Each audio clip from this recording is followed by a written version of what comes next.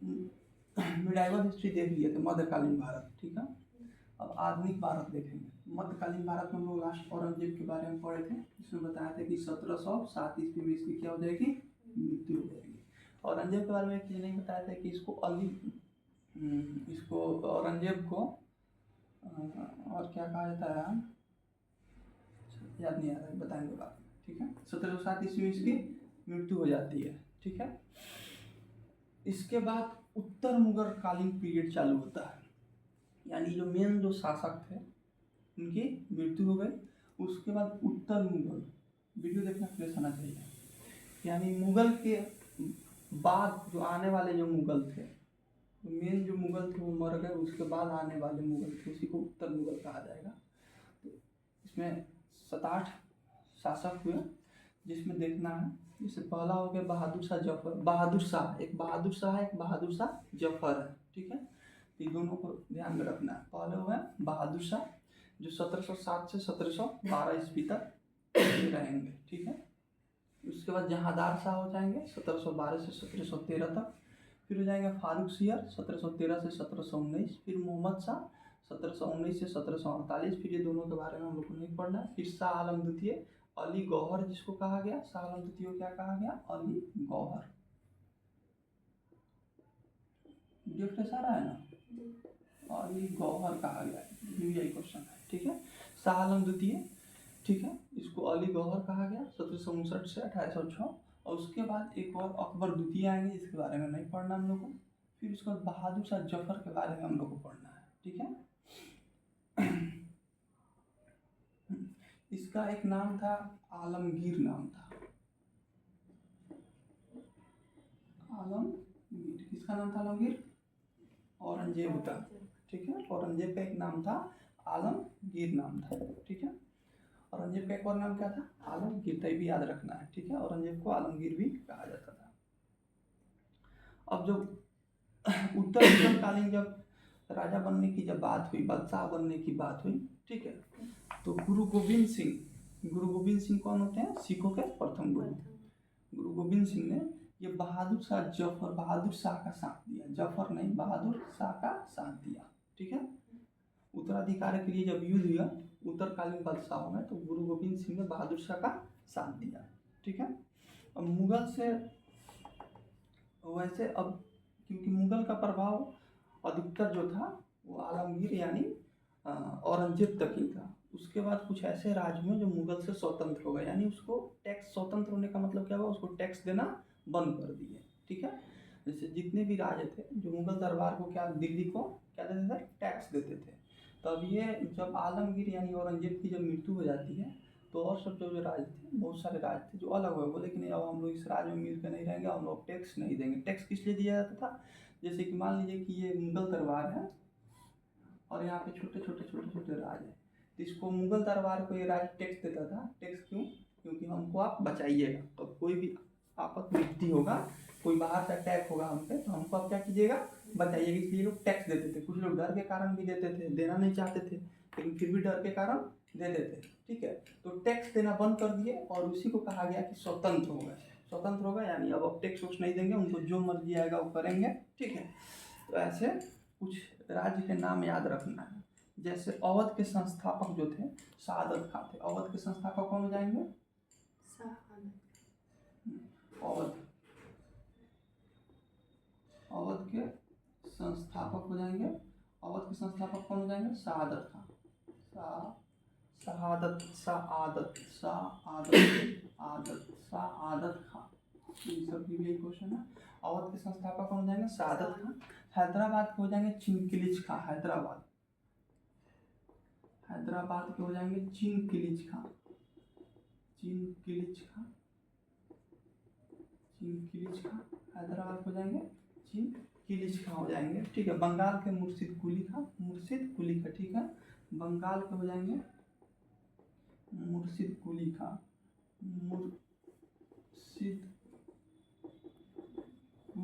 बंगाल के हो जाएंगे मुर्शिद कुली खां। भरतपुर के हो जाएंगे, और भी इंपॉर्टेंट लिखा है, भरतपुर के हो जाएंगे चूड़ामन और बंदन सिंह। चूड़ामन और बंदन सिंह, दो भाई थे बंधन सिंह, ठीक है। तो अभी हम लोग देखें कि उत्तराधिकारी के युद्ध में गुरु गोविंद सिंह ने किसका साथ दिया? बहादुर शाह का साथ दिया। पहला शासक यही था जो 1707 से 1712 ईस्वी, देखना वीडियो फ्रेश आना चाहिए, ठीक है। 1707 से 1712 ईस्वी तक था, ठीक है। उसके बाद कुछ ऐसे राज थे जो अलग हो गए और बहुत सारे राज थे, लेकिन जो इम्पोर्टेंट है जिससे क्वेश्चन आता है, अवध के संस्थापक कौन होगा? सादत खां, हैदराबाद के चिंकिलिश खां, बंगाल के मुर्शिद कुली खां और भरतपुर के चूड़ामन और बंदन सिंह होगा, ठीक है। भरतपुर के चूड़ामन और बंदन सिंह होगा, इसको याद रख लेना है। अवध के कौन हो जाएंगे? सादत खां, हैदराबाद के चिंकिलिश खां, भरतपुर के चूड़ामन और बंदन सिंह और बंगाल के हो जाएंगे मुर्शिद कुली खां, ठीक है। याद होना चाहिए इसको, ठीक है। अवध के संस्थापक सादत खां, भरतपुर के चूड़ामन और बंदन सिंह, ठीक है, और हैदराबाद के चिंकिलिश खां, बंगाल के मुर्शिद कुली खां, दिमाग में याद हो जाना चाहिए, ठीक है। अब देखना क्या है कि इस सब का कुछ ना कुछ नाम था, ठीक है। जैसे बहादुर शाह का पूर्व का नाम क्या था? मुइज्जम था, ठीक है। बहादुर शाह का पूर्व का नाम क्या था? मुइज्जम। बहादुर शाह का पूर्व का नाम क्या था?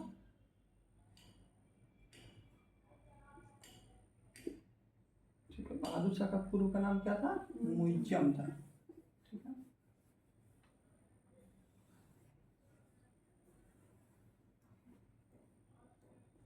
बता रहे हैं, इस किताब को पढ़ लेना है, ठीक है। इस किताब को पढ़ लेना, ऐसे बता रहे हैं, ठीक है।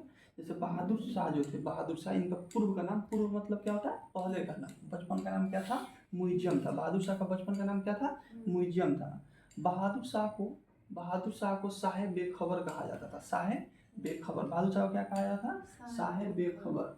शाह बेखबर, खबर बेखबर, शाह बेखबर कहा जाता है। शाह बेखबर किसको कहा जाता है? जो अनेकों ख्यालों की रचना करता है, मतलब जैसे कि मन में सोच सोच के शेरो शायरी बनाता है, उसे क्या कहेंगे? शाह बेखबर एक उपाधि था, ठीक है। तो इनका पूर्व का नाम था मुइज्जम था। क्या था पूर्व का नाम? मुइज्जम।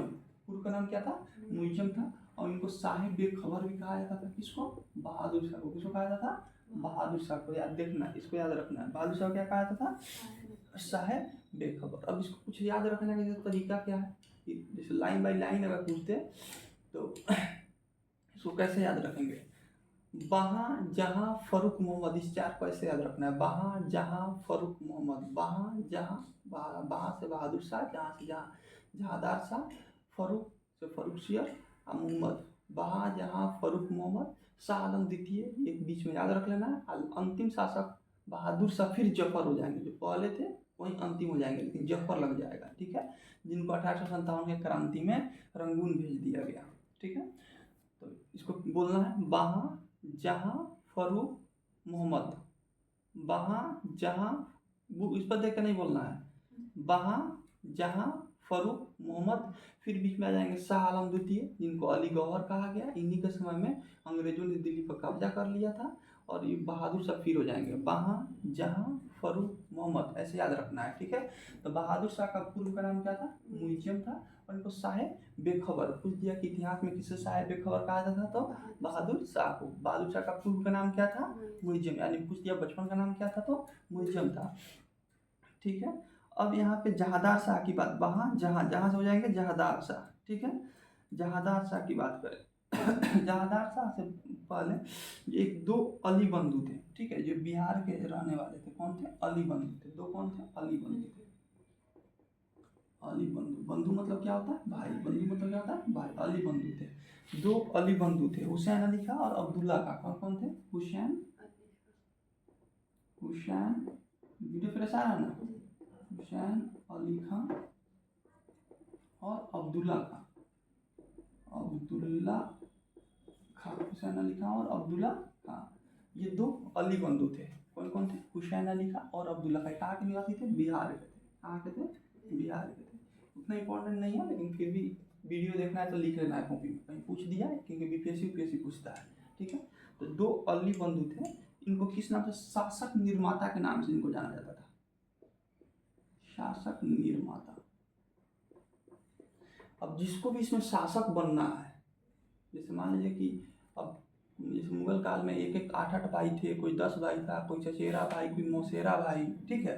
तो बहुत सारे शासक थे। अब इनमें से जो लोग शासक जो बना वो इसी सब के कारण बना, ये हेल्प करता था, ठीक है, शासक बना। इसके पास एक सैनिक का टुकड़ी था जो साथ मिलकर अटैक करता था, युद्ध जितवाता था, और युद्ध जितवाने के बाद वो शासक बना देता था, ठीक है।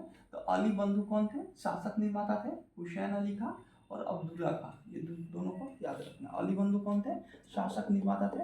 हुसैन अली खां और अब्दुल्ला खां, इन दोनों को याद रखना, हुसैन अली खां और अब्दुल्ला खां, ठीक है। जहांदार शाह की बात किया जाए तो जहांदार शाह को लंपट मूर्ख कहा गया इतिहास में। जहांदार शाह को क्या कहा गया? लंपट मूर्ख, लंपट मूर्ख, क्या कहा गया है जहांदार शाह को? इसको मुइज्जम, पूर्व नाम मुइज्जम साहेब बेखबर उपाधि दिया गया। वहीं जहांदार शाह को क्या कहा गया है? लंपट मूर्ख कहा गया है, लंपट मूर्ख कहा गया है। आ रहा है समझ में? हाँ, तो जहांदार शाह को क्या कहा गया है? लंपट मूर्ख। सियार कैसा होता है? कायर होता है ना। सियार कैसा होता है? कायर होता है। तो फारूक सियर को क्या कहा गया? घृणित कायर, घृणित कायर, घृणित कायर। फारूक सियर है, फारूक सियर, सियर मतलब सियार, सियार कैसा होता है? कायर होता है। तो घृणित कायर, फारूक सियर को क्या कहा गया? घृणित कायर कहा गया है, ठीक है। ऐसा कहा जाता है, कहा नहीं जाता है, इतिहास है कि फारूक सियर को एक बार क्या हुआ था कि 1717 की बात है। कब की बात है? जैसे फारूक सियर 1713 से 1719, वीडियो फ्रेश आ रहा है ना, 1713 से 1719 तक शासन किया। तो 1717 में एक इसको फोड़ा हो गया था, इसको क्या हो गया था? मुंह पे वो फोड़ा हो गया था, और ये जानलेवा बीमारी में, ये फोड़ा सड़ गया अंदर अंदर है और जानलेवा बीमारी में तब्दील हो गया, ठीक है। इसको जीने का चांस नहीं था, गंभीर बीमारी इसको हो गया। तो 1717 ईस्वी में अंग्रेजों ने एक अपना एक डॉक्टर बुलाया। उस डॉक्टर का नाम क्या था? हैमिल्टन था। डॉक्टर का नाम क्या था? हैमिल्टन, याद रखिए नाम। डॉक्टर का नाम क्या था? हैमिल्टन था। इसको जहाज भेज के और इसको ब्रिटेन से इसको बुलाया, और ये क्या किया कि फारूक सियर का ही फोड़ा ठीक कर दिया, जो फोड़ा हुआ था फारूक सियर को ये ठीक कर दिया, ठीक है। अब फारूक सियर अब खुश हो गया इससे कि मेरा जान बच गया।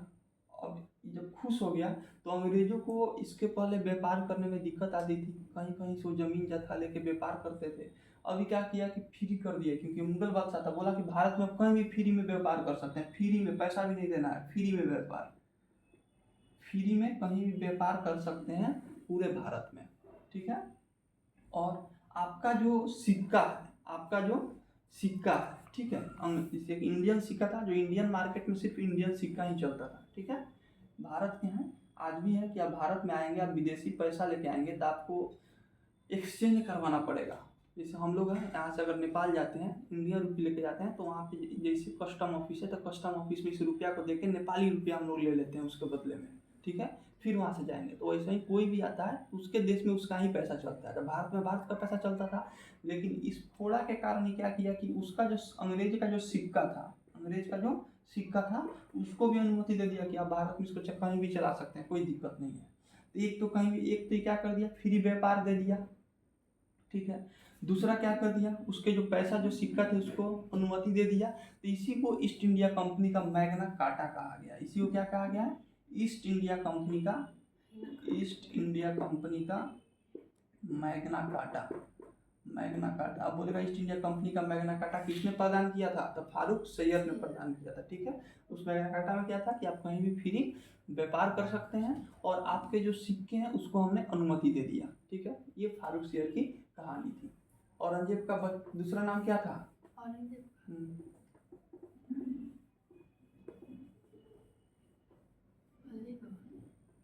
था।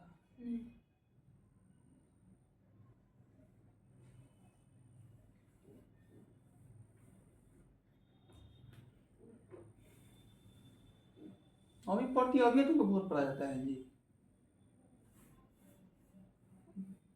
बताओ भरतपुर का संस्थापक कौन था?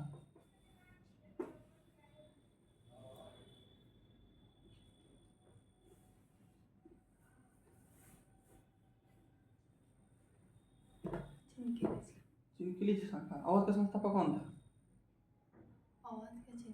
भरतपुर का कौन था? तो फिर यही तुम याद मतलब देख रही हो, अभी पढ़ रही हो, अभी तुमसे गड़बड़ हो जा रहा है। वीडियो फ्रेश आ रहा है?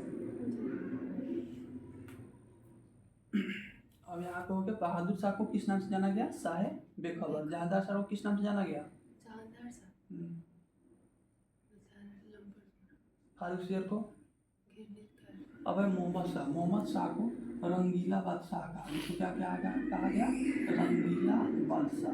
रंगीला बादशाह, बादशाह इसको क्या कहा गया? रंगीला बादशाह। इसको कहा गया रंगीला बादशाह। ये कहा गया मोहम्मद शाह को क्या कहा गया? रंगीला बादशाह। मोहम्मद शाह को क्या कहा गया? रंगीला बादशाह कहा गया। ठीक है। शासक निर्माता कौन कौन थे? अली बंधु नाम बताओ। अब्दुल्ला खान और एक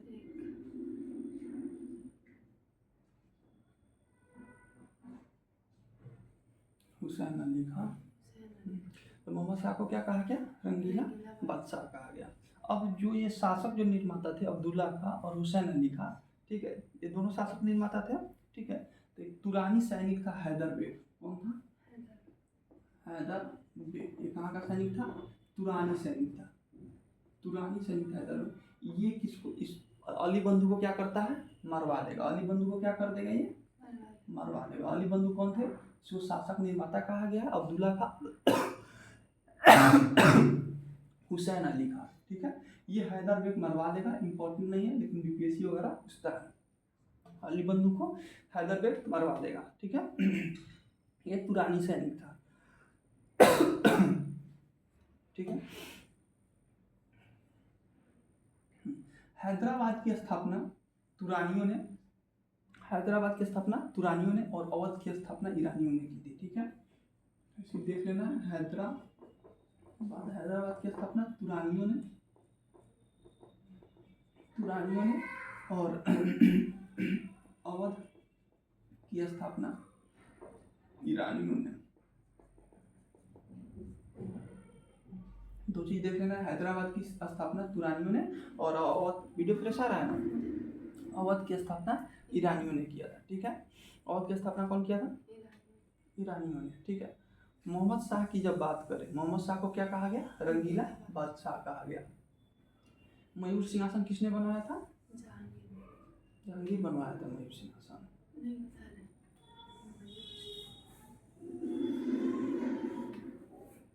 नहीं याद किए फिर से?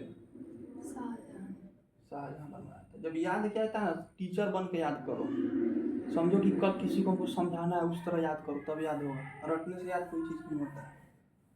कल कैसे किसी को समझाएंगे उस तरह समझ के याद करो कि कल हमको किसी को पढ़ाना है, कैसे पढ़ाएंगे इस चीज़ को, उस तरह याद करो, तुरंत याद होगा। ठीक है। रटने से याद नहीं होता है। ठीक है। तो मोहम्मद शाह की बात करें तो 19 से 1748 तक ये राज करता है मोहम्मद शाह। ठीक है। इसी में 1739 का टाइम आता है। 1739 वीडियो फ्रेश आ रहा है ना? 1739। ठीक है। ईरान यानी पहले का एक फारस जगह था। फारस का नया नाम क्या है? ईरान है। फारस का नया नाम क्या है? ईरान है। इसको याद रखना है। फारस का नया नाम क्या है? ईरान है। ठीक है। ईरान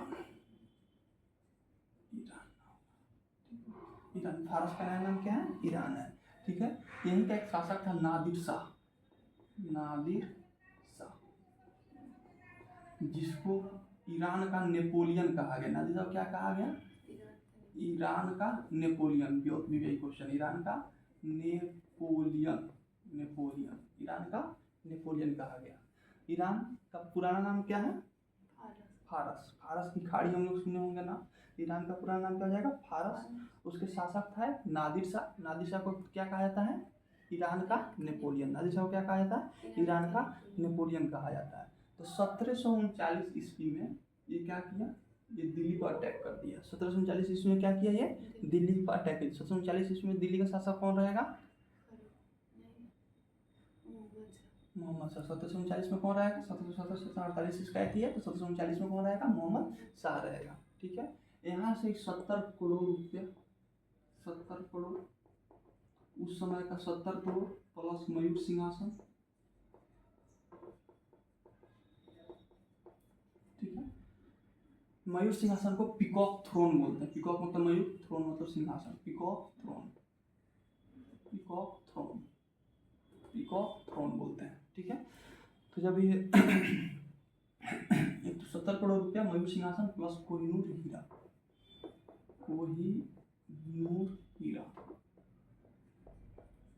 कोहिनूर हीरा लेकर ये चला जाता है। कब? 1739 में। ईरान का शासक, ईरान का पूरा नाम क्या है? फारस है। वहाँ का शासक नादिर शाह ने दिल्ली पर अटैक करता है। 1739 में मोहम्मद शाह दिल्ली का शासक रहता है और उसी समय 70 करोड़ रुपया मयूर सिंहासन और कोहिनूर हीरा लेके चला जाता है। फिर कहाँ चला जाएगा? ये ईरान चला जाएगा, ठीक है। मयूर सिंहासन को तख्ते ताउस भी कहा जाता है, तख्ते ताउस, इसका इंग्लिश नाम पीकॉक थ्रोन हो गया, ठीक है। मयूर सिंहासन को क्या कहा जाएगा? तख्ते ताउस। अगर क्वेश्चन पूछ दिया कि मयूर सिंहासन पर बैठने वाला अंतिम शासक कौन था, तो क्या आंसर देना है? मोहम्मद शाह, क्योंकि इसी के समय में चला गया तो अंतिम शासक मोहम्मद शाह ही था, ठीक है। मयूर सिंहासन पर बैठने वाला अंतिम शासक कौन हो जाएगा? मोहम्मद शाह ही हो जाएगा। अब आते हैं शाह आलम द्वितीय के बारे में। इसका दूसरा नाम क्या था? अली गौहर, अली गौहर। शाह आलम द्वितीय का दूसरा नाम क्या हो जाएगा? अली गौहर हो जाएगा। यहाँ तक समझ में आ गया? और कहानी की तरह याद करो, कोई भी चीज़ याद करो तो कहानी की तरह याद करो। जिस तरह कहानी याद होता है ना, उस तरह याद करो, सब कुछ याद हो जाएगा। रटने से याद नहीं होगा।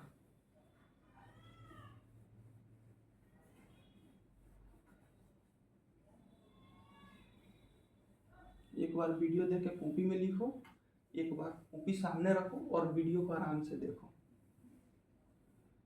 ठीक है। ठीक है। शाह आलम द्वितीय का दूसरा नाम क्या था? अली गौहर, अली गौहर। इसका दूसरा नाम क्या था? वीडियो फिर ऐसा आ रहा है ना, अली गौहर नाम था। 1803, इसका 1759 से 1806 ईस्वी समय था। 1803 ईस्वी में, 1803 ईस्वी में क्या होता है कि अंग्रेजों ने क्या कर देगा? दिल्ली पर कब्जा कर लेगा, दिल्ली पर कब्जा कर लेगा। अंग्रेजों ने कहाँ कब्जा कर लेगा? 1803 ईस्वी में दिल्ली पर कब्जा कर लेगा, ठीक है। तो पानीपत का प्रथम लड़ाई कब हुआ था? 21 अप्रैल 1526। द्वितीय लड़ाई 4 नवंबर 1526। 4 नंबर याद नहीं करना है, सिर्फ ईस्वी याद करना है। अब तृतीय जो लड़ाई होगा पानीपत का, वो कब होगा? 1761 ईस्वी में, इसी के समय होगा। शाह आलम द्वितीय 1761 ईस्वी में। एक तो हो गया अफगान प्लस मराठा, अफगान और मराठा के बीच होगा। किसके किसके बीच होगा? अफगान और मराठा के बीच होगा, ठीक है। अफगान और मराठा के बीच होगा। अफगान का सेना कौन था? अहमद शाह अब्दाली। कौन था? अहमद शाह अब्दाली। अहमद शाह अब्दाली। पानीपत का ये तृतीय लड़ाई है, पानीपत का थर्ड वार, पानीपत का थर्ड वार, ठीक है। ये किसके किस पे होगा? पहले तो पानीपत का प्रथम युद्ध 526, द्वितीय 556, 30 साल जोड़ देना है, 56 हो जाएगा। और उसका 1761 में अफगान और मराठों के बीच होगा, ठीक है। मराठा हम लोग पढ़ रहे थे, उसके संस्थापक कौन थे? शिवाजी थे, ठीक है। उनकी राजधानी कहाँ थी? रायगढ़ थी। पिता का नाम क्या था? शाहजी भोसले। माता का नाम क्या था? जीजाबाई। माता का नाम क्या था? जीजाबाई था, ठीक है। ये सब हम लोग देख चुके थे, ठीक है। उनको राजा की उपाधि किसने दिया था? औरंगजेब ने दिया था, ठीक है। 1761 ईस्वी में अफगान और मराठों के बीच होगी ये लड़ाई। उस समय तो शिवाजी नहीं रहेंगे, ठीक है। तो अफगान और मराठा के बीच होगी, ठीक है। इसमें अफगान की तरफ से कौन लड़ेगा? अहमद शाह अब्दाली। इसका सेनापति कौन रहेगा? अहमद शाह अब्दाली रहेगा। और मराठों के बीच होगी, इसमें मराठा की हार हो जाती है और अफगान जीत जाते हैं। अहमद शाह अब्दाली क्या हो जाएगा? जीत जाएगा। पानीपत का तीसरा युद्ध में कौन हो जाएगा? मराठाओं की हार हो जाएगी, अहमद शाह अब्दाली जीत जाएगा, ठीक है। अब क्या हुआ कि 1803 ईस्वी में अली गौहर के समय में दिल्ली पर शासन हो गया। 1806 ईस्वी में इसकी मृत्यु हो जाएगी। 1806 ईस्वी में, अब इसको इधर साइड कर देना है। 1806 ईस्वी में शाह आलम द्वितीय की क्या हो जाएगी? मृत्यु हो जाएगी, ठीक है। शाह आलम द्वितीय की क्या हो जाएगी? मृत्यु हो जाएगी। गुलाम कादिर खान ने इसकी मृत्यु करवाई थी, उतना इंपॉर्टेंट नहीं है, ठीक है। अब बहादुर शाह जफर यानी बहादुर शाह द्वितीय, एक तो बहादुर शाह फर्स्ट हो गया, बहादुर शाह द्वितीय हो गया, जिसको बहादुर शाह जफर कहा गया, ठीक है। ये अंतिम मुगल सम्राट था। अगर क्वेश्चन पूछ दिया प्रथम मुगल सम्राट कौन था, तो क्या आंसर देना है? नहीं, मुगल सम्राट बता रहे बाबर। बाबर का। अंतिम मुगल सम्राट कौन था? बहादुर शाह जफर। बहादुर शाह जफर। 1837 से 1857 ईस्वी तक। ठीक है, तो बहादुर शाह जफर क्या हो जाएगा? अंतिम मुगल सम्राट हो जाएगा। बहादुर शाह जफर कौन हो जाएगा? अंतिम मुगल सम्राट हो जाएगा। बहादुर शाह जफर कौन हो जाएगा? अंतिम मुगल। 1857 की जब क्रांति होती है, 1857, द ग्रेट रिवॉल्ट ऑफ 1857, 1857, जो मंगल पांडे से हम लोग पढ़ते आ रहे हैं कि 10 मई को विद्रोह हुआ, 20 मई को उनकी फांसी दे दी गई। ठीक है, उसके बाद ये विद्रोह स्टार्ट हुआ 1857 की क्रांति, जिसमें एक नेता चुनना था। 1857 की जब क्रांति थी तो ऐसा हुआ कि ये किसी को नेता चुना जाए जो पूरी क्रांति को लीड करे। 1857 की क्रांति हमारी सफल नहीं हो पाई, लेकिन अंग्रेज उससे डर गए थे। क्यों नहीं सफल हो पाई? क्योंकि एक दिन कहीं एक दिन पूरे भारत में मतलब विद्रोह नहीं हुआ। आज बिहार में होता था तो कल बंगाल में होता था, तो सैनिक आज बिहार को शांत करके कल बंगाल चले जाते थे, ऐसे हुआ था। ठीक है, अगर एक दिन विद्रोह होता तो हम लोग की आज़ादी 1857 में ही मिल जाती। ठीक है, तो उसमें एक नेता चुनना था, तो उस नेता बहादुर शाह जफर को ही चुना गया। उस समय इनकी आयु 80 साल की थी और ये उस समय तलवार लेके निकले थे कि अंग्रेज का सामना करेंगे। 80 साल का आदमी चल नहीं पाता है, उस समय ये तलवार लेके निकले थे। ठीक है, बहादुर शाह जफर। 1857 की क्रांति में ये भाग लेते हैं और 1857 की क्रांति खत्म होती है, उनको रंगून भेज दिया गया। उनको भारत से बर्खास्त कर दिया गया कि आप देश छोड़ो, आप रंगून या रंगून रंगून रंगून रंगून कहाँ है? ये म्यांमार में है। कहाँ है? म्यांमार में है, म्यांमार। ठीक है, म्यांमार किस लिए प्रसिद्ध है? सुंदर बौद्ध मंदिरों के लिए प्रसिद्ध है। सुंदर, बहुत बार क्वेश्चन पूछता है, सुंदर बौद्ध मंदिर, बौद्ध मंदिर के लिए प्रसिद्ध है। म्यांमार किस लिए प्रसिद्ध है? सुंदर बौद्ध मंदिर। रंगून कहाँ है? म्यांमार में। तो पहले याद होगा, रंगून कहाँ? म्यांमार में है। इनको 1857 की क्रांति में बर्खास्त करके कहाँ भेज दिया गया? रंगून भेज दिया गया। रंगून कहाँ? म्यांमार में है। और म्यांमार किस लिए प्रसिद्ध है? सुंदर बौद्ध मंदिरों के लिए प्रसिद्ध है। बहुत भी ये क्वेश्चन है, बहुत बार पूछा हुआ है। ठीक है, कहाँ भेज दिया गया इनको? रंगून भेज दिया गया। ठीक है, अब बहादुर शाह जफर की बात करें तो एक क्वेश्चन उनसे पूछता है, बीपीएससी वगैरह पूछता है। ठीक है, लाल किला जो है, दिल्ली का लाल किला किसने बनवाया था? दिल्ली का लाल किला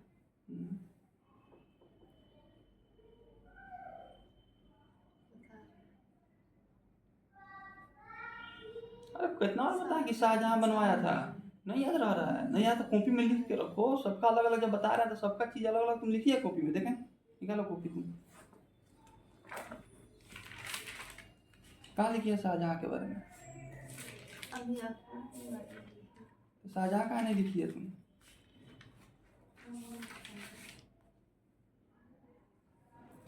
दिल्ली का लाल किला जो है शाहजहां ने बनवाया था और उसी में हीरा महल ही बनवाया था। हीरा महल, दिल्ली के लाल किला में हीरा महल किसने बनवाया था? बहादुर शाह जफर ने बनवाया था। ठीक है, बहादुर शाह जफर ने बनवाया था।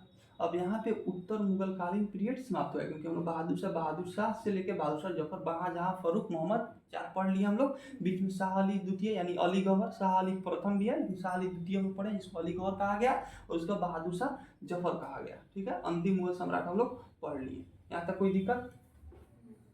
वीडियो कितना मिनट का हो गया देखो तो।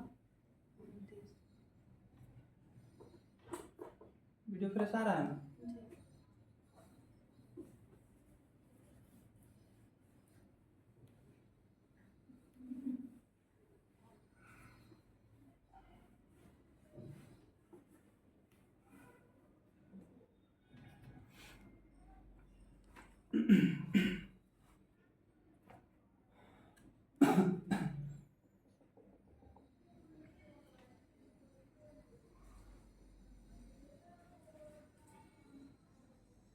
यूरोपीय कंपनी, यूरोपियन कंपनी। ठीक है, एक हो गया कि भारत यूरोपियन कंपनी की स्थापना कब हुई? तो सबसे पहले आएगा पुर्तगाली ईस्ट इंडिया कंपनी। ठीक है, पुर्तगाली East India company, India company. ठीक है, उसके बाद आ जाएगा अंग्रेज ईस्ट इंडिया कंपनी, अंग्रेजी ईस्ट इंडिया कंपनी। उसके उसके बाद Dutch East India company, Dutch East India company, Danish, Danish video fresh आ रहा है ना, Danish East India company, video fresh आ रहा है, जी फ्रांसीसी, फ्रांसीसी ईस्ट इंडिया कंपनी, उसका स्वीडिश लास्ट में कौन आया था, Swedish, Swedish East India company.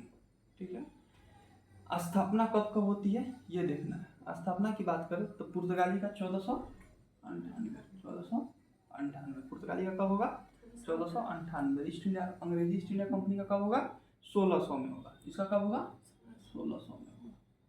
Dutch का कब होगा, 1602 में होगा। डच का कब होगा, 1602 में होगा। उसके बाद 1616 में डेनिश का हो जाएगा, 1616 में डेनिश का हो जाएगा। 1664 और 1731, 1664 1731, 1664 और 1731, यहाँ से 2-2 साल बढ़ना है। पुर्तगाली, अंग्रेज और डच तक 2-2 साल बढ़ना है। 98 में 102 साल इसमें बढ़ जाएंगे, मतलब 2 साल इसमें जोड़िए तो 1500 आ जाएगा। ठीक है, 100 साल जोड़ दीजिए तो 1600, फिर इसमें 2 साल जोड़ देंगे 1602, डेनिश का 1616 हो जाएगा, उसका फ्रांसीसी का 1664, स्वीडिश का 1721। पूछता नहीं है, यही 3 पूछेगा। ठीक है, पूछना होगा तो। पुर्तगाली ईस्ट इंडिया कंपनी की स्थापना 1498 में, जब वास्को डी गामा भारत आया था। अंग्रेज ईस्ट इंडिया कंपनी की स्थापना 1600, किसके समय शासनकाल में हुआ था, अकबर के शासनकाल में हुआ था। ठीक है, डच की बात करें तो ये 1602 में हुआ था। डेनिश की बात करें तो 1616 में, फ्रांसीसी की बात करें तो 1664 में, स्वीडिश की बात करें तो 1731 में आता है। अब आया कि ये फैक्ट्री कौन कब स्थापित किया। ठीक है, फैक्ट्री कब कौन स्थापित किया, ये तो कंपनी की स्थापना हो गई। सबसे पहले पुर्तगाली का हुआ, उसको अंग्रेज का हुआ, उसको डच का हुआ, डेनिश का हुआ, फ्रांस, ये अपने अपने देश में अपने अपने कंपनी की स्थापना कर रहे थे। ठीक है, ये जो कंपनी है वो ईस्ट इंडिया यानी भारत में जाएगी और जाके वहाँ पे क्या करेगी, व्यापार करेगी। तो ये कंपनी खोला गया, पुर्तगाली ईस्ट इंडिया कंपनी, अंग्रेज ईस्ट इंडिया कंपनी, ऐसा कंपनी खोला गया।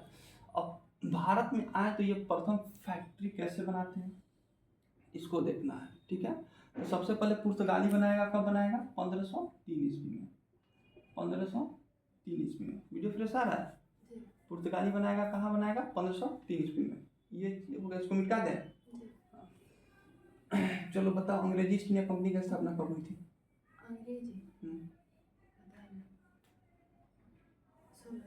डच ईस्ट इंडिया कंपनी की स्थापना, पुर्तगाली, डेनिश,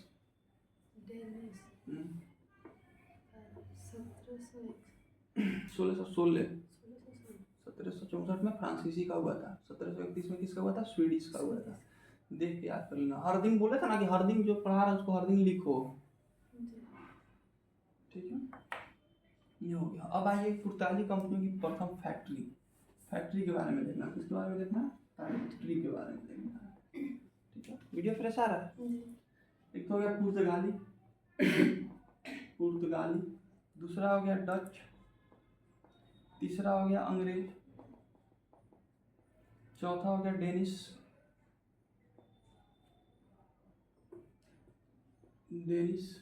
पांचवा हो गया फ्रांसीसी, स्वीडिश नहीं है। ठीक है, ये 4 है। इसकी फैक्ट्री इसमें देखना है। पुर्तगाली कहाँ खोलेंगे, कोच्चि में खोलेंगे। कोच्चि कहाँ, केरल में। कब खोलेंगे, 1503 ईस्वी में खोलेंगे। डच कहाँ, मसूलीपट्टनम,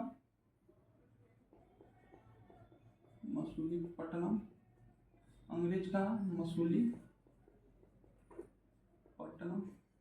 डेनिश है ट्रावनकोर में, हाँ ट्रावनकोर। ठीक है, ट्रावनकोर।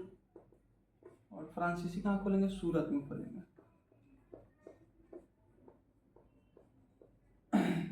1503, 1605, 1613 है ना, 1611, 1620 और 1668। 1611, 13 कौन खोला था, एक सेकंड बताता हूँ।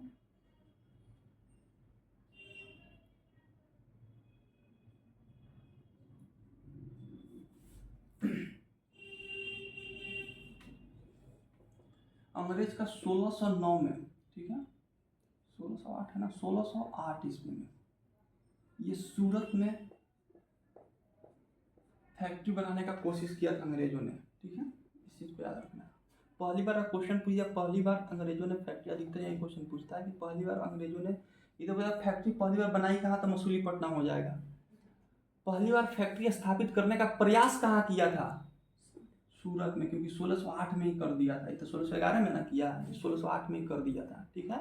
लेकिन ये बिना जहांगीर की इजाज़त के किया था। उस समय शासक कौन था, जहांगीर था। तो बिना जहांगीर की इजाज़त के किया था। जहांगीर इसको क्या कर दिया, बंद करवा दिया। फिर 1613 ईस्वी में इसको फरमान देता है, 1613 ईस्वी में फरमान देता है कि अब तुम फैक्ट्री बनाओ, तो फिर ये सूरत में फैक्ट्री बनाते हैं, ठीक है। इस चीज़ को याद रखना। पूछे कि पहली फैक्ट्री कहाँ बनी, मसूलीपट्टनम। बनाने का प्रयास कहाँ किया, सूरत में, 1608 ईस्वी में, ठीक है। पुर्तगालों की पहली फैक्ट्री कहाँ बनी, कोची में बनी 1503 ईस्वी में। डचों की पहली फैक्ट्री मसूलीपट्टनम में 1605 ईस्वी में, ठीक है। अंग्रेजों की पहली फैक्ट्री मसूलीपट्टनम में 1611 ईस्वी में। डेनिश की पहली फैक्ट्री ट्रावनकोर में 1620 ईस्वी में। फ्रांसीसियों की पहली फैक्ट्री सूरत में बना 1668 ईस्वी में। वीडियो फिर से आ रहा है ना। अब क्या हुआ कि 14 मई 14 मई है ना, 17 मई 1498 पहला यूरोपीय जो भारत आया, ठीक है, 14 मई 1798, मॉडर्न हिस्ट्री की बात हो रही है। किस रास्ते से आया था ये, पानी के रास्ते से आया था, ठीक है। 17 मई 1498 को कौन आया था, पुर्तगाली आया था। नाम क्या था उसका, वास्को डी गामा। इसको मिटा दे।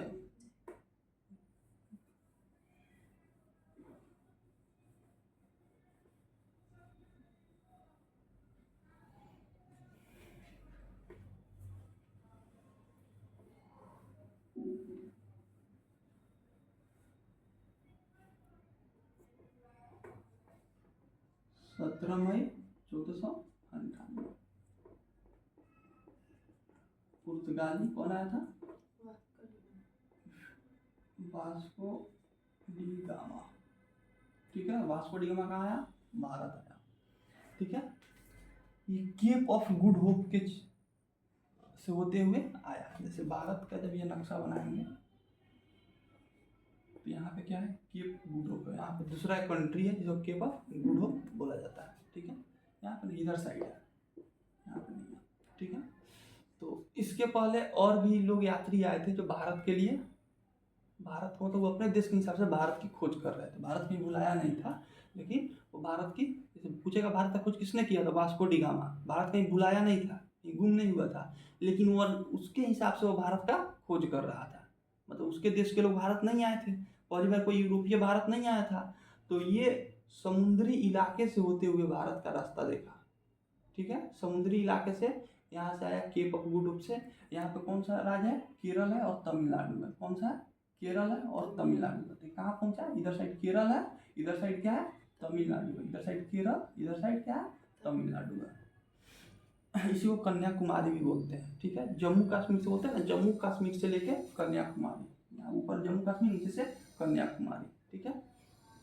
तो ये इसको कन्याकुमारी बोलते हैं, ठीक है। सबसे इसका बिंदु जो ये वाला बिंदु है, इसी को क्या बोलेंगे, कन्याकुमारी बोलेंगे, कन्याकुमारी, ठीक है। तो Cape of Good Hope, Good Hope का मतलब क्या हुआ कि यहाँ से आशा है कि हम लोग भारत में पहुँच जाएंगे। इसके पहले एक और यात्री आया था पुर्तगाल का, जो यहाँ तक ही पहुँचा था, यहाँ से वो यहाँ पर नहीं आ पाया था, भारत नहीं आ पाया था। तो ये जब केप ऑफ गुड होप पहुँचता है तो एक गुजराती व्यापारी रहता है, गुजराती व्यापारी होता है। क्या होता है, गुजराती व्यापारी, क्या नाम होता है इसका, अब्दुल मनीद। क्या नाम होता है इसका, Abdul Majid. Abdul Majid Cape of Good Hope के पास ही गया रहता है व्यापार के सिलसिले में। अब वास्को डी गामा वहाँ तक पहुँच गया रहता है। वास्को डी गामा इससे पूछता है कि हमको भारत जाने का रास्ता चाहिए। तो यहीं पे अब्दुल मनीद इसको रास्ता बताता है कि चलिए हम भी भारत ही चल रहे हैं, और इसको ले आके कहाँ छोड़ता है, केरल। कौन सा बंदरगाह, कालीकट बंदरगाह, कालीकट, बहुत भी यही क्वेश्चन है, कालीकट बंदरगाह, बंदरगाह, ठीक है। तो पूछेगा कि वास्को डी गामा का पथ प्रदर्शक कौन था। पथ मतलब रास्ता, प्रदर्शक मतलब बताने वाला। कौन था? अब्दुल मनीम था। कौन था? गुजराती व्यापारी था। ठीक है। और पहली बार वास्को डी गामा कहाँ पहुंचता है? केरल। केरल के कौन से बंदरगाह पे? कालीकट। उस समय वहाँ केरल का राजा कौन रहता है? जयमुरीन। पहले बता चुके, तुमको याद नहीं है? कहना याद रहता है जी तुमको? तुमको जब बोल दिया, हर दिन समझा रहा है कि पहले का तुम रिवीजन करो, जितना तुम लिखी है पढ़ी है सबका तुम रिवीजन करो। नहीं समझ आता है तुमको?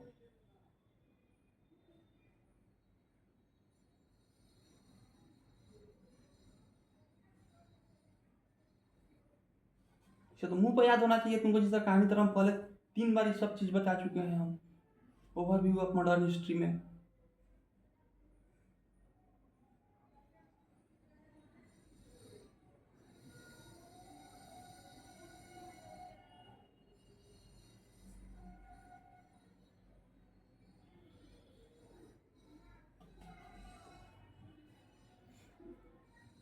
कहानी रिवीजन करती है पहले का?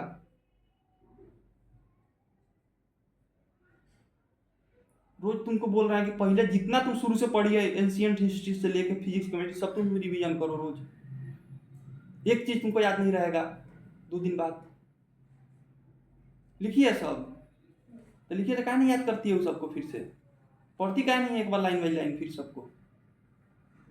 एक बार याद करने से याद हो जाएगा? तुम हमेशा बोले कि लाइन बाई लाइन रोज उसको पढ़ना है तुमको।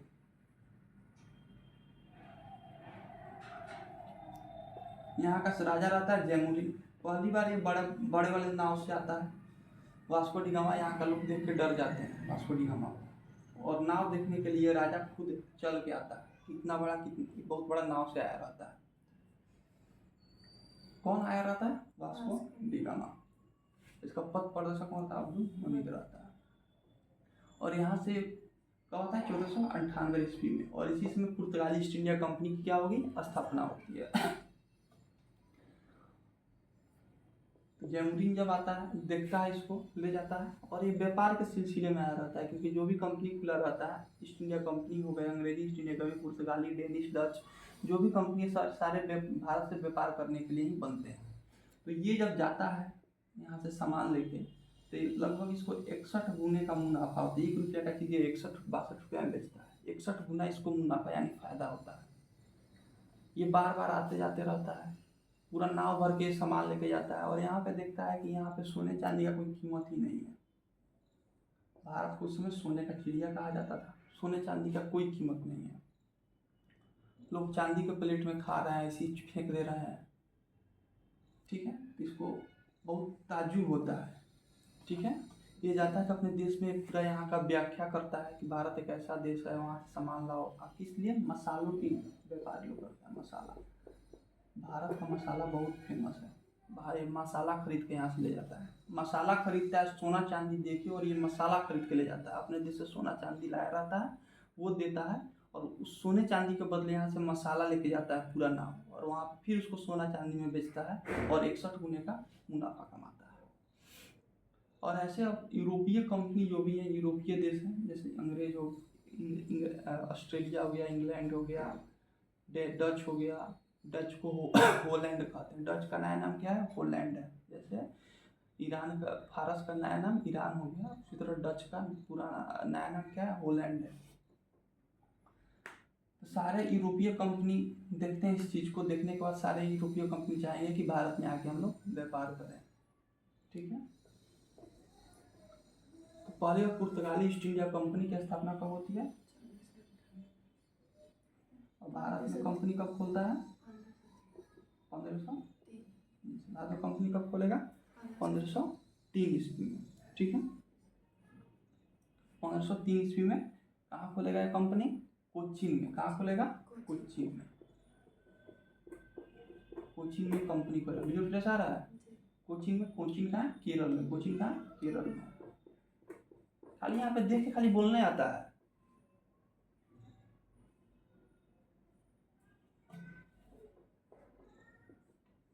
कोचीन कहाँ है? केरल में। 1503 ईस्वी में कोचीन केरल में खोलता है। अब आया कि जब यहाँ पर कंपनी खुल गया, तो कुछ ना कुछ उसका मालिक होना चाहिए, वायसराय वगैरह होना चाहिए। तो पहली बार फ्रांसिस्को दी अल्मेडा को यहाँ का वायसराय बनाया जाएगा। देखो तक वीडियो कितने मिनट का हो गया। 45।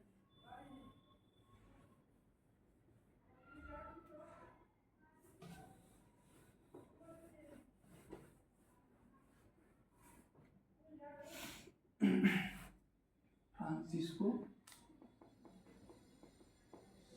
इसको दी अल्मेडा कब बनेगा? 1505 ईस्वी में। 1498 में कंपनी की स्थापना होती है, पुर्तगाली ईस्ट इंडिया कंपनी की। 1503 ईस्वी में क्या करेगा? भारत अपना व्यापारी कोठी खोलेगा, ठीक है। और 1505 ईस्वी में फ्रांसिस्को दी अल्मेडा को इसका वायसराय बना देगा। तो क्वेश्चन पूछता है पुर्तगाली ईस्ट इंडिया कंपनी का प्रथम वायसराय कौन था? Francisco de Almeida. पुर्तगाली ईस्ट इंडिया कंपनी का प्रथम वायसराय कौन था? Francisco de Almeida. अब 1509 ईस्वी में क्या करेगा? वायसराय चेंज कर देगा, अल्फांसो दू अल्बुकर्क को बना देगा। किसको बना देगा? अल्फांसो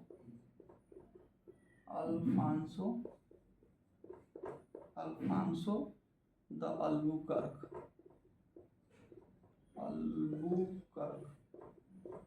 कब बनाएगा? 1509 ईस्वी में, ठीक है। 1505 ईस्वी में फ्रांसिस्को दी अल्मेडा को बनाएगा। अब 1509 ईस्वी में फ्रांसिस्को दी अल्बुकर्क को बनाएगा। किसको? Alfonso de Albuquerque. Francisco de Alfonso de Albuquerque को 1509 ईस्वी में बनाएगा। और पहली व्यापारी कोठी बता दिया कहाँ खोला था ये लोग? हाँ, केरल में। कहाँ? कोची में खोला था, ठीक है। 1510 ईस्वी में फ्रांसिस्को दी अल्बुकर्क क्या करेगा? क्या करेगा? बीजापुर के सुल्तान एक होते हैं, बीजापुर, यूसुफ आदिल शाह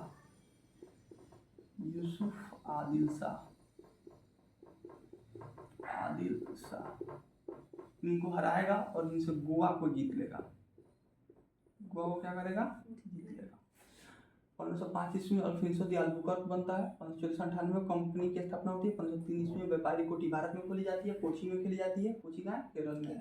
फ्रांसिस्को दी अल्बुकर्क 1505 ईस्वी में प्रथम वायसराय बनते हैं। 1509 ईस्वी में द्वितीय वायसराय अल्फांसो दी अल्बुकर्क बनते हैं। 1510 ईस्वी में बीजापुर के सुल्तान यूसुफ आदिल शाह से गोवा को जीत लेता है। अब जितने भी जो कोठी खुलेंगे, ये भारत का नक्शा हुआ, तो इधर से लेके यहाँ तक क्या है? पानी है, ठीक है। तो जितने भी कोठी, जो भी व्यापारी कंपनी कोठी खोलेगी, यहाँ पे अगल बगल में खोलना चाहिए, गुजरात से लेकर यहाँ तक पश्चिम बंगाल तक। क्यों खोलना चाहेगी? क्योंकि यहाँ पे उनको जो भी व्यापार करेंगे, उस समय तो हवाई जहाज का आविष्कार नहीं हुआ था, तो जो भी व्यापार किससे करेंगे? नाव के जरिए करेंगे। जो भी व्यापार किससे करेंगे? जहाज और नाव के जरिए करेंगे। तो जहाज और नाव के जरिए करने के लिए क्या हुआ? वो समुद्र के किनारे अपना व्यापारी कोठी खोले, जहाँ पे सामान को रख सकें, ठीक है, और नाव और जहाज में लोड करके वहाँ से अपने देश भेज सकें। तो यहाँ पे ये खोला कोची में। ये भी केरल का पानी के तट पे है, ठीक है, समुद्र के तट पे केरल है, ठीक है। और दूसरा, ये गोवा को जीत लिया। गोवा कहाँ है? महाराष्ट्र के बगल में गोवा हो जाएगा। तो गोवा को जीत लिया। गोवा भी क्या है? समुद्र के तट पे है। तो जो भी ये लोग लड़ाई करेंगे, वो सब सारे लड़ाई करेंगे समुद्री तट के लिए। किसको? समुद्री तट पे तुरंत कोठी, कोई बीच में कोठी वोठी नहीं खोलेगा। सब कहाँ खोलेगा? कोठी का मतलब क्या हुआ? जहाँ पे उसका एक ऑफिस हो गया, जहाँ पे सारे चीज़ को रख सकता है। वीडियो फ्रेश आ रहा है, ठीक है। तो यहाँ पे हो गया बीजापुर के सुल्तान यूसुफ आदिल शाह से यूसुफ गोवा को क्या कर लिया? जीत लिया, ठीक है। यूसुफ आदिल शाह से क्या किया? गोवा को जीत लिया, ठीक है। पुर्तगालियों की एकमात्र बस्ती क्या थी? संथो में थी, जो इम्पोर्टेंट नहीं है, ठीक है। अब पुर्तगाली के बाद भारत में कौन आया था? डच है। तो पुर्तगाली के बाद भारत में कौन आएंगे? डच आएंगे।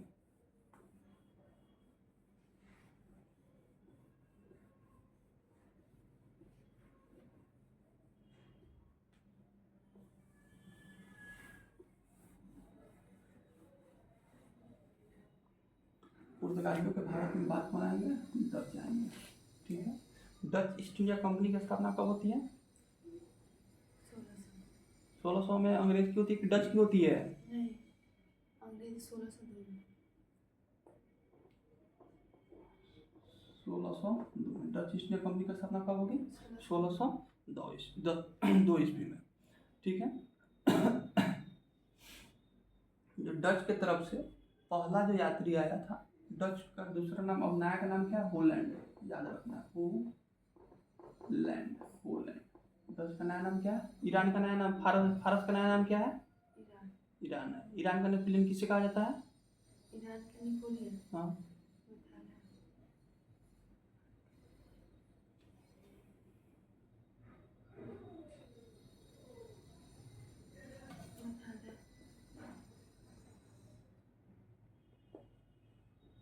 यूसुफ आदिल।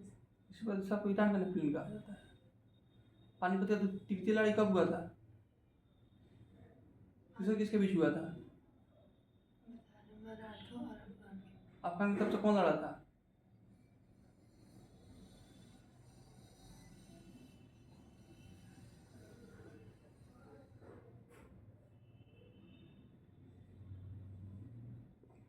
नादिर साहब कहा जाता है कि इसको कहा जाता है, यही तुम अभी पढ़ी, अभी तुम्हारा खत्म हो जा रहा है,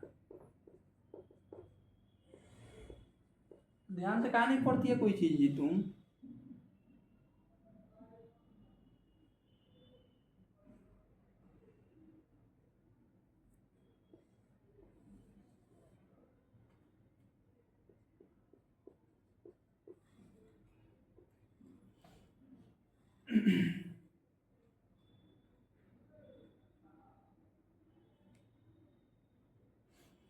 पुर्तगाली के बाद कौन आया, डच है। भारत में डच आया, कब आया था, 1600।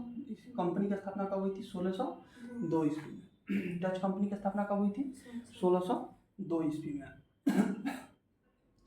और डच को ही होलैंड कहा गया, डच को क्या कहा गया, होलैंड कहा गया, ठीक है। कार्नियल हाउटमैन की बात करें तो पहला डच यात्री था जो भारत आया, कब आया था, 1596 ईस्वी में। कहाँ पहुंचा, भारत आने से पहले सुमात्रा पहुंच गया था, सुमात्रा। भारत आने से पहले 1596 ईस्वी में कहाँ पहुंच गया था, सुमात्रा पहुंचा। सुमात्रा कहाँ, इंडोनेशिया में है, कहाँ, इंडोनेशिया की राजधानी है सुमात्रा। अभी इसका राजधानी नुसंतारा हो गया है, इंडोनेशिया।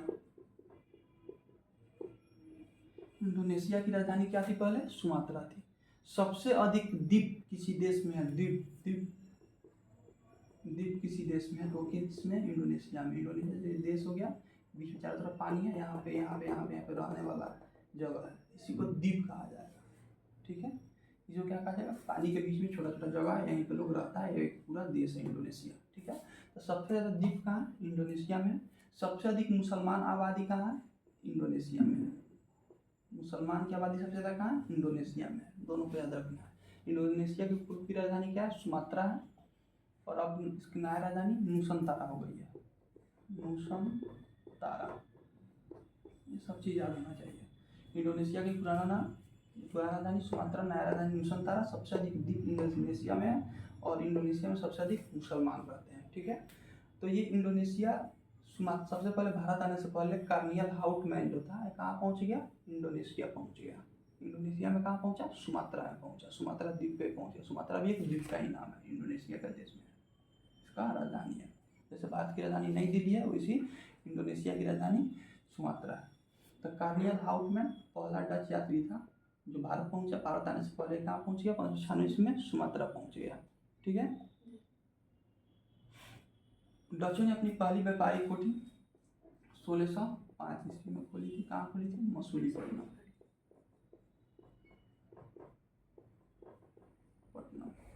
डचों ने अपनी पहला व्यापारिक कोठी कहाँ खोली थी, मसूलीपट्टनम में की थी, ठीक है। इसकी दूसरी व्यापारिक कोठी जो थी वो पुलिकट में थी। पूछता नहीं है लेकिन ऐसे देख लेना। दूसरी पहली व्यापारिक कोठी कहाँ खोली, 1605 ईस्वी में मसूलीपट्टनम। दूसरी व्यापारिक कोठी कहाँ खोली, पुलिकट। और इसी पुलिकट में पैगोडा क्या है, एक सोना का सिक्का है। पैगोडा क्या है, सोना का सिक्का है, उसका ढलाई करता था। पूछता है क्वेश्चन कि पैगोडा कौन जारी किया था, डचों ने जारी किया था, ठीक है। कहाँ से इसका ढलाई होता था, पुलिकट में। इसलिए इम्पोर्टेंट है कि इसकी दूसरी व्यापारिक कोठी कहाँ थी, पुलिकट थी। और यहीं पर पैगोडा, डचों ने पैगोडा सोने का सिक्का का ढालना स्टार्ट किया। ये क्वेश्चन पूछता है कि पहली बार भारत में औद्योगिक वेतनभोगी किसने रखा था। ये आधुनिक भारत की बात हो रही है। अपने कोई उद्योग है, जैसे सोने का सिक्का ढलाई कर रहा है, तो इसमें पहले डे बाई डे के एक दिन के लिए आपको इतना रुपया मजदूरी मिलता था। ये डचों ने क्या किया कि औद्योगिक वेतनभोगी रख दिया।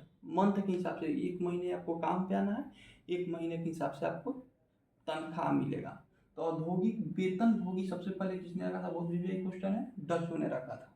ठीक है, डचों ने पहली बार औद्योगिक वेतनभोगी रखा था। चलो बंद करो वीडियो, आगे पढ़ो।